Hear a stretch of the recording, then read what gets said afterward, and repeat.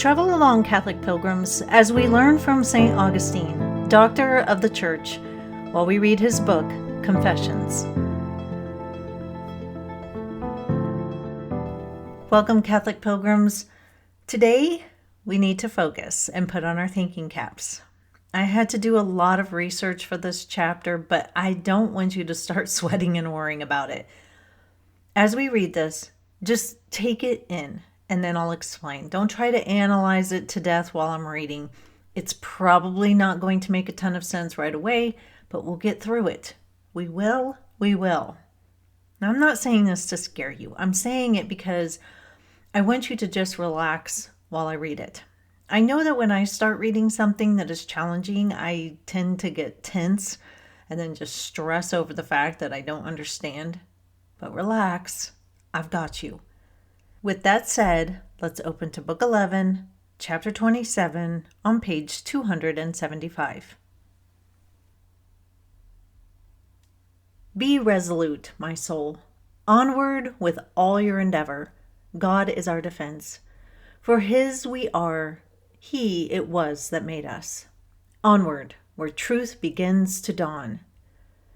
Suppose that we hear a noise emitted by some material body. The sound begins, and we continue to hear it. It goes on until finally it ceases. Then there is silence. The sound has passed and is no longer sound. Before it began, it was future and could not be measured because it did not yet exist. Now that it has ceased, it cannot be measured because it no longer exists. It could only be measured while it lasted because then it existed and could be measured. But even then, it was not static because it was transient, moving continually towards the point when it would no longer exist. Was it all the more measurable because of this fact?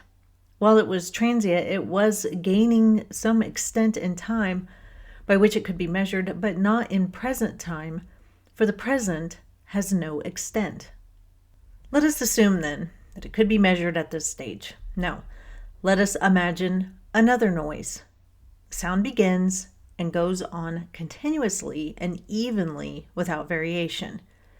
If we are to measure it, we must do so while it lasts, because once the sound has ceased, it will be a thing of the past, and if it no longer exists, it cannot be measured. So let us try to measure it and give an accurate estimate of its duration. But the noise is still to be heard, and it can only be measured from the point when the sound begins to its final point when it ceases. In fact, what we measure is the interval between a beginning and an end. For this reason, a sound which has not yet come to an end cannot be measured in such a way as to enable us to say how long or short it is, or to say that it is equal in duration to any other noise, or to make any statement of comparison such as that it is half as long or twice as long as another. But when it comes to an end, it will no longer exist. How then shall we be able to measure it? Nevertheless, we do measure time. We cannot measure it if it is not yet in being, or if it is no longer in being, or if it has no duration, or if it has no beginning and no end. Therefore, we measure neither the future, nor the past, nor the present, nor time that is passing, yet we do measure time. Take the line Deus Creator Omnium, which consists of 8 syllables, alternately short and long. The 4 short syllables, the first, third, fifth, and seventh, are single in quantity compared with the 4 long ones, that is, the second, fourth, sixth, and eighth. Each of the long syllables is a double quantity compared with each of the short ones. I can tell this because by pronouncing them, I find it to be the case, insofar as I can rely upon the plain evidence of my own hearing.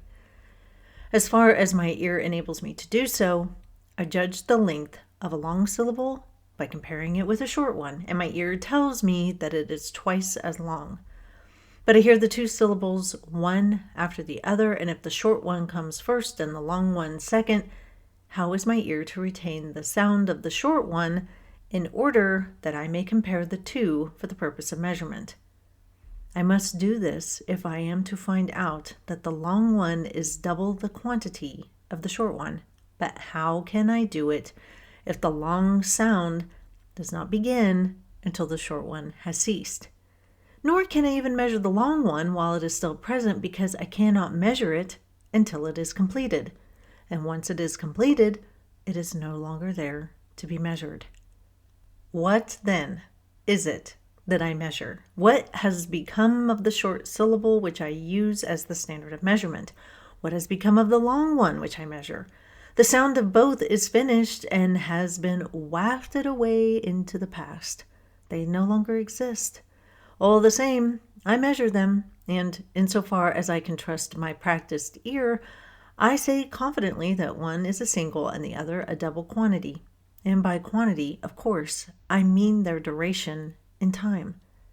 I can only do this because they are both completed and are now things of the past. So it cannot be the syllables themselves that I measure, since they no longer exist. I must be measuring something which remains fixed in my memory. It is in my own mind, then, that I measure time. I must not allow my mind to insist that time is something objective. I must not let it thwart me because of all the different notions and impressions that are lodged in it. I say that I measure time in my mind, for everything which happens leaves an impression on it, and this impression remains after the thing itself has ceased to be. It is the impression that I measure, since it is still present, not the thing itself, which makes the impression as it passes and then moves into the past. When I measure time, it is this impression that I measure. Either then, this is what time is, or else I do not measure time at all. When we measure silences and say that a given period of silence has lasted as long as a given period of sound, we measured the sound mentally as though we could actually hear it, and this enables us to estimate the duration of the periods of silence. Even without opening our mouths or speaking at all, we can go over poems and verses and speech of any sort in our minds, and we can do the same with measurable movement of any kind. We can estimate that one poem takes proportionately more or less time than another, just as if we were reciting them both aloud. If a man wishes to utter a prolonged sound and decides beforehand how long he wants it to be, he allows this space of time to elapse in silence, commits it to memory, and then begins to utter the sound. It sounds until it reaches the limit set for it, or rather, I should not use the present tense and say that it sounds, but the past and the future, saying that it both has sounded and will sound. For as much of it as has been completed at any given moment has sounded, and the rest will sound. In this way, the process continues to the end. All the while, the man's attentive mind, which is present, is relegating the future to the past.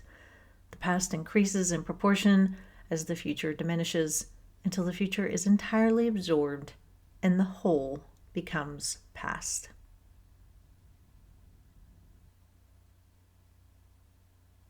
Let's say that you recite a poem. You've learned a poem and you recite it. 'Twas the night before Christmas, and all through the house not a creature was stirring, not even a mouse. The stockings were hung by the chimney with care, in hopes that St. Nicholas soon would be there. The children were nestled all snug in their beds, while visions of sugar plums danced in their heads. Before I began that recitation, I had the entire poem in my memory. I really do. As I recite it, the parts I have already said move into memory.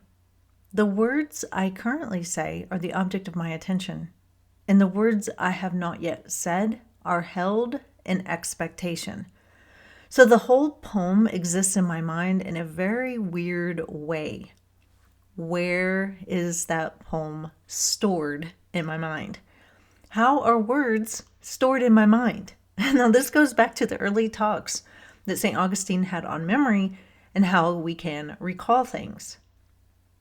If you are reciting a poem, you can measure how long it is with like a stopwatch. St. Augustine obviously couldn't do that, but we can today. And you might say, that poem took 5 minutes for me to say. But what exactly did you measure? Can't measure the future part. Hasn't happened yet. Can't measure the past part, it no longer exists. And you can't measure the present part because the present is constantly disappearing.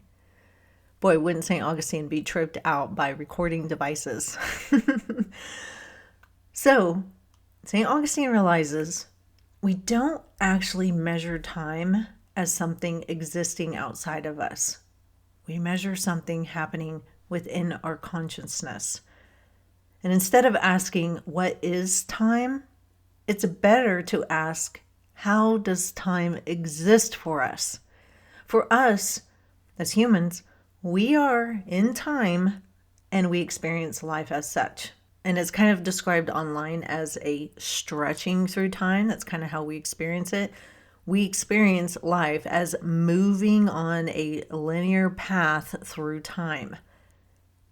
God does not experience things this way. Jesus did when he was here, but aside from his earthly life, God sits outside time. Dense, I know, but very, very interesting. We will pause here for today, give our minds a rest, but we will pick back up soon. And until then, live the faith boldly and travel well.